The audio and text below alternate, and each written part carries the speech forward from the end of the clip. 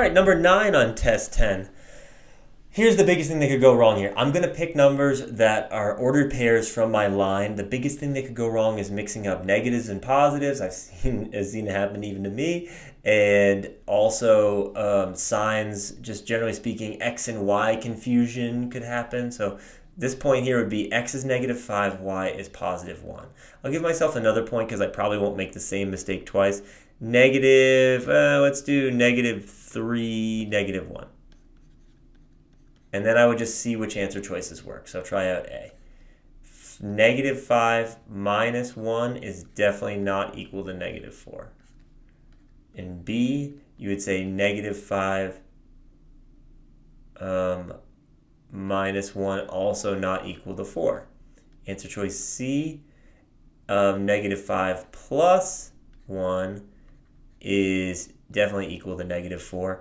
And D doesn't work. It would be -5 plus 1 equals +4, does not. You could try out -3 and -1 to just double check it, so I'll do that. Answer choice C again. So I think it's right. I'll do it down here with this point.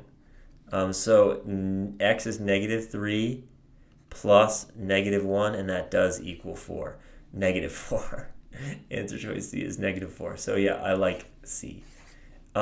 The other approach to doing this, of course, would be to just like move, just like find the slope of this line, but I don't think that's really the most appropriate thing to do here because then you have to move these into y equals mx plus b format. Why not just use real numbers, right? That's the easier, sort of more direct approach here, and with a couple of good points, you can feel good about it. Of course, I might make sure that once I've got answer choice C, that I've got a y-intercept of -4 and a slope of what looks like -1, right? So that would be, if you look at answer choice C, x plus y, not in the traditional format, but subtract x and you get -x minus 4, right? Perfect. That's what I want, a negative slope, -1, and a y-intercept of -4. So I feel even better about answer choice C.